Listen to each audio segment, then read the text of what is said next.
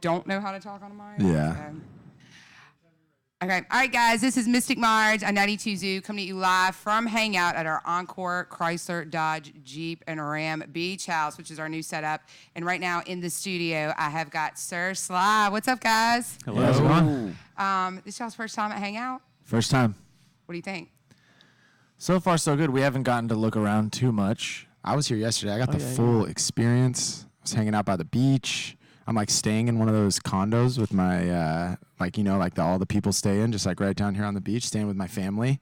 It was great. I love it here. Hey, your family's from Pensacola, right? Yes. I feel very comfortable down here. It was like, and like we've done this drive down to Gulf Shores at least a few times. So yeah, it's really cool to be coming here for Hangout. This will be my dad's first show, seeing Sir Sly. So Wait, he's never seen y'all before. No. Oh, that's awesome. We've never That's seen you worth the ever, trip right? itself. Yeah, he's never seen me. Yeah, we all played together at my wedding with my dad, which was very fun. But he's never seen a Sir Sly show. So yeah. Oh, that's exciting. Yeah.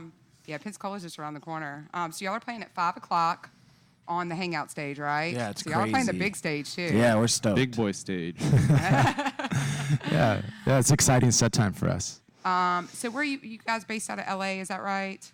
Yep. Yeah. Southern California. We were all born and raised in, or not born, I guess, but like mostly raised in Orange County, and then Hayden and I live in LA now, and we got a studio in Costa Mesa that we work out of. So it's a little bit of driving, but that's Southern California for you.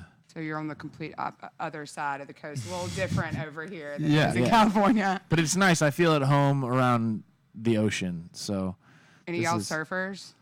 I grew up surfing a little bit, but skateboarding was mostly my thing. Okay. I always have to ask that question. My business partner is a surfer and a skateboarder, and he's like, find out if there's any surfer bros who are coming to the beach. So, Brad, if you're listening, that one was for you. Yeah, I definitely look. I look real silly on a surfboard, like a It's fish out of hard. water. It's so hard. I can't even paddle out. I'm like, I don't know how you guys do this. Yeah, the shoulder workout's really intense. It's not worth it. I was like, give me one of those surfboards where I've got like a little motor in the back. Then I'm in. Oh, yeah. I'm in. Well, you would have loved to play. We used to have a little half pipe backstage. That's nice. That would be fun. It's Yeah. I haven't That's a good skated. venue I haven't perk. skated in a few days, and I'm already like jonesing for it. It's a liability, but it's a lot of fun. Yeah. Well, let's talk about y'all's album that y'all have out right now. This is y'all's sophomore album, correct? Yep. Yeah. Don't you worry, honey. Don't you worry, honey. And it's been, y'all put it out, what, like a year and a half ago, a year ago? So, Yeah, Yep. June. Coming up on 2. Yeah. well, everybody on the zoo knows the song High because we play the hell out of it. That's amazing. Thank you. We love that song. Like one time, there were like 4 songs out about High, and I always used to be like, well, if we have one song called High, that's my favorite. It's going to be Sir Sly. I appreciate that. So have y'all been playing a lot of festivals or? Yeah, we played a lot this last year. We did like Lollapalooza and Bonnaroo and Coachella and all that stuff. All the big Osheaga. ones. Yeah, Gov Ball. We did all the, like the checklist, just go down and what are your dreams to play festivals, and we got to do all of them last year. So it was a big year for us. It was a lot of fun, and it's cool to be able to come into a place like Hangout Fest for the first time and feel confident about hitting a stage and putting on a good show. And that's a big slot, 5 o'clock on the Hangout stage. Yeah, I it's mean, crazy. that's really- This is easily the best slot we've had at a festival. Yeah. That's exciting. So, if we're talking to some people maybe who haven't heard of you guys, what would y'all say is like y'all's vibe, your vibe of music? I think this last album, we kind of went into the studio.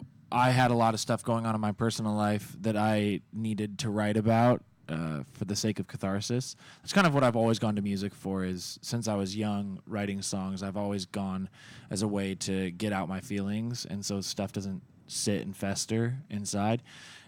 But we wanted to bring on the instrumental side of things a little bit more levity, some buoyancy to life, and to, if the lyrics weren't always going to be hopeful, to give some kind of sense of hope and community, I guess. And so the album feels like a strange kind of back and forth between those two ideas. Well, I've listened to some of y'all's album, and I definitely agree with that. I've actually listened to y'all's first album, and I really think you hit it out of the park with your sophomore one, the one y'all have out now. But I like that juxtaposition, of if you're going to play, I feel like a lot of artists have been doing that lately too. If you're going to have sad lyrics, put something happy in the background because it's the balance of the both, Yeah. You don't want to be sulking too much. And I definitely hear that in y'all's It's more music. true to real life. Life can be a lot of different things depending on how you decide to look at it and your perspective. And I think even in the darkest of times for me, I've always had this feeling and this drive to maintain at least like maybe a little cockeye at the fact that there's a little hope there. And drowning, having your head completely underwater, it's nice to be able to like, I don't know, at least let the light leak through the surface a little Yeah, bit. there's always got to be a little light leaking through Yeah. for sure. Yeah, it's weird. Like you listen to some albums, like if I'm listening to Neil Young, Hopeless, like I'm definitely in a depressed state and I'm not coming out of it. But, most people do love music that's about pain because that's where all the good stuff comes from, pain and Yeah. heartbreak. And so if you can have something that people can listen to that's deep lyrics like that, but upbeat music, you can listen to it in different instances and have different people relate to it.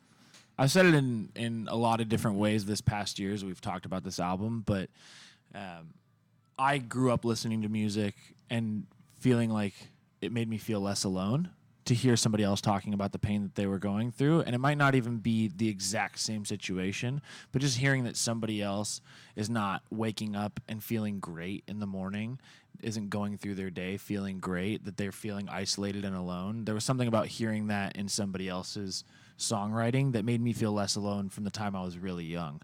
And so that's what I always looked to music to do, and it's what I've always continued to write about. Even in the happiest of times, I have a little bit of a bent towards sadness. So being able to have a place that I feel safe doing that with this band is amazing, and but still being able to look on the brighter side of things occasionally and to try to be grateful for what we have has been really important for me. I think that's great. I mean, it's just like the line in Almost Famous where she goes, when you're lonely, you can go to the record store and all your friends are here. I think that's exactly the same thing she was saying, Yeah. Well, when people are going to see you today, so you have a lot of people probably listening that are on their way here, what do you want people to leave saying about you guys after they say, what's your mission to have your fans think after they see you live? That was the best show I saw all weekend. Yeah, yeah, that'd be a good one. And I mean, and at a festival, and we kind of design our sets with this in mind in some ways. Like, you expect a lot of first time people. I think it's like a really, have like a great time. Be a bit free, move around, make some friends, whatever. Have it like I love that about festivals that you can really, Like I hope people have a great time. I hope they feel light after the set. It's a great Yeah. place to expand your audience. Well, you've probably opened up for some people. Y'all been on the road with some people. Yeah. Who've y'all been on the road with? 1975 was like our first big tour. early, yeah. The Okay. 1975 was like, that was one of the first times we were on the road. There was like, we were learning a lot and kind of starting to understand what it means to be a touring band. Most recently we co-headlined with a band called Joywave. I think yeah. they've come down We to opened for hang Yeah, out. we've interviewed them. Yep. We love Joywave. Yeah, We they're played them. great. K-Flay, that's another one that we toured with. Love her. She's brilliant and kind, and it's always really, I feel like when you get to tour with an artist and learn something from them and pick something up from them, that's kind of the most valuable experience of opening. I mean, of course, it's always great too to share in someone's audience, but I think like each of those tours and each of those artists, I can like think of some things that I picked up from them that we incorporate into what we do now, and yeah. Yeah, touring's a rough gig, especially if it's not something you're used to. It is. I was a tour manager for a little bit. Never go back to that. It's not easy. Yeah. It's real tiring. Our tour manager is laughing in the I corner will look right at now. right now. Yeah. Yeah, we have people on the road that make it a lot easier for us. We have great crew. Our tour managers are really on top of it, really amazing. We have sound guy and merch guy and stage people that help navigate all the stuff that makes our life a lot easier. And as we've grown as a band, it's been amazing to be able to be grateful for all that stuff as it builds. It was the stuff that we longed for, and I think it's really easy to feel like you earned something or you deserve it. And it's really nice to remember like the days we were touring in a Sprinter van or in a van, and like we're like, going out to South by Southwest the first time in a truck, and it's like My dad's in Sequoia. Carrying our gear down 6th Street. Yeah. it's good to remember those things and to feel really grateful for how far we've come, and the way that we get to make music now and the way we get to tour is a lot easier, but it's definitely still is mentally taxing a lot of times to go out and be on the road, to be away from that normal schedule, that normal security of being at home. But you make new family every day almost where you go, you know. That's where yeah, and we put a lot into our show. I go on stage every show and sweat and cry sometimes and try really, really, really hard. That's kind of who we are as a band, is to like give it everything every time. And so it can be exhausting, but it's always worth it. I think half-assing it would be the worst possible scenario. I see that so much, like working at a live music venue. You know, we have bands who come in all the time and just go through the notes, you know, and people just see it so easily. And then you have people like Frank Turner come in who's like never phones it in. Never phones it in. There'll be 50 people there, and Frank will be like hanging from the rafters, you know, and there's just so much energy and love, and he's crying on stage, and you just see it. It just shines through them. And Yeah.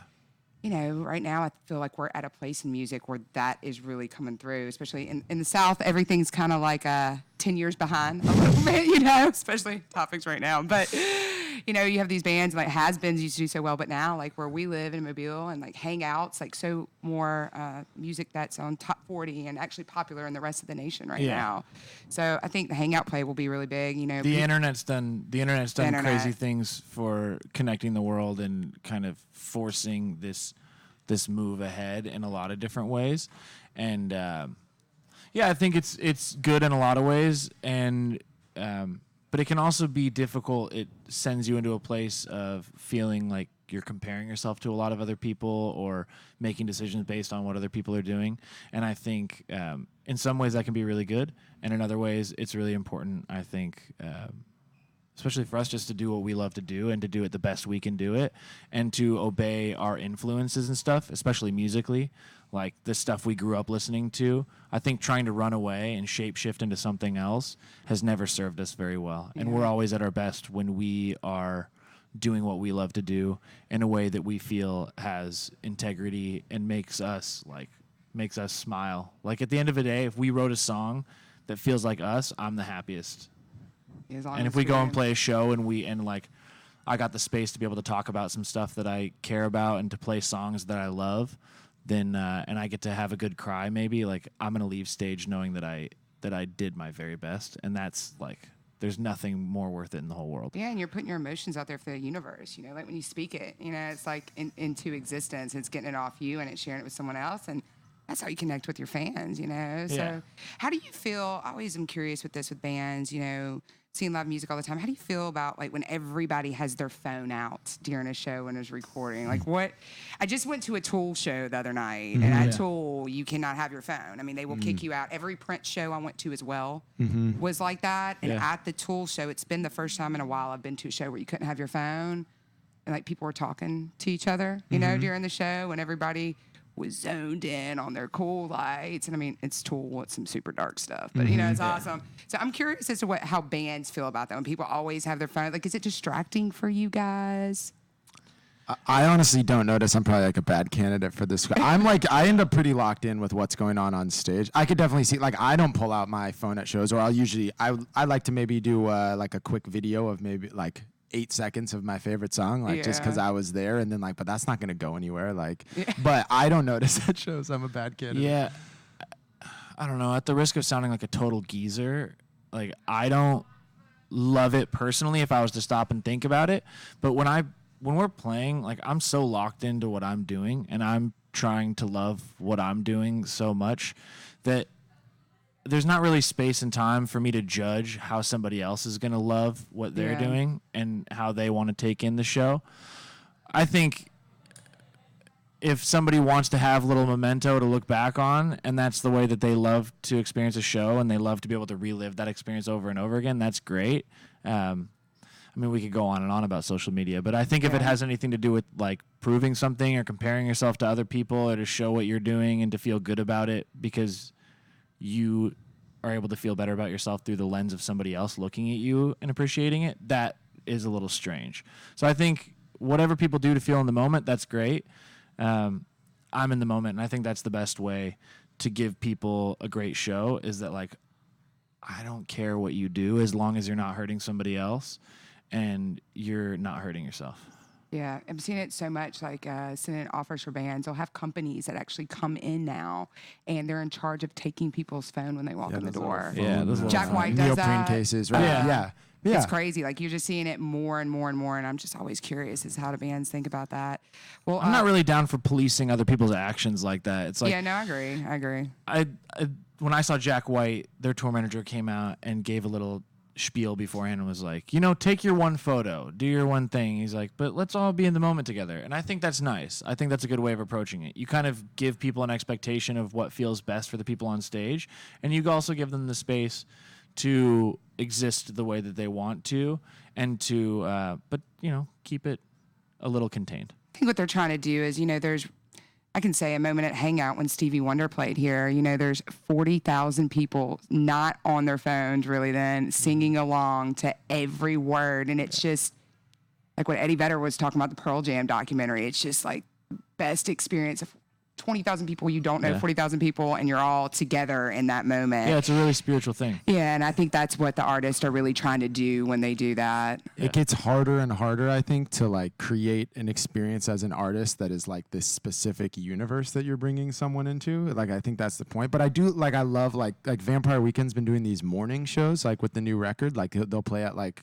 they did one at Sunrise in Ojai. I think they've been doing like 10 a.m. shows. It's like that to me is just also another example of like, that's not taking away people's phones, but I think by like the power of doing something like that, like playing these new songs that they sound really fresh and kind of light and springy, and you're playing them in the morning and like light streaming in the venue, it's kind of it's like flipping the experience on its head. And I think that has a way of like bringing people together too. I mean, the phone thing is like, it's a little bit unavoidable sometimes. Like, but that's I do what we think, live in. Yeah, like I've been thinking about that so much of like, I love that idea that they're doing that. I think as an artist, you're always looking to try to like, how can you capture people's attention in like, in a whole way, But, I didn't know they did that. That's yeah, awesome. it's cool.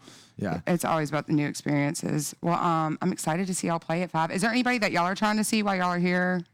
Jimmy World plays at 5:45 after us. That's a classic. Yeah. Those Great are like American is one of the greatest albums yeah. of our time. Yeah. Are y'all staying tomorrow, or are y'all leaving?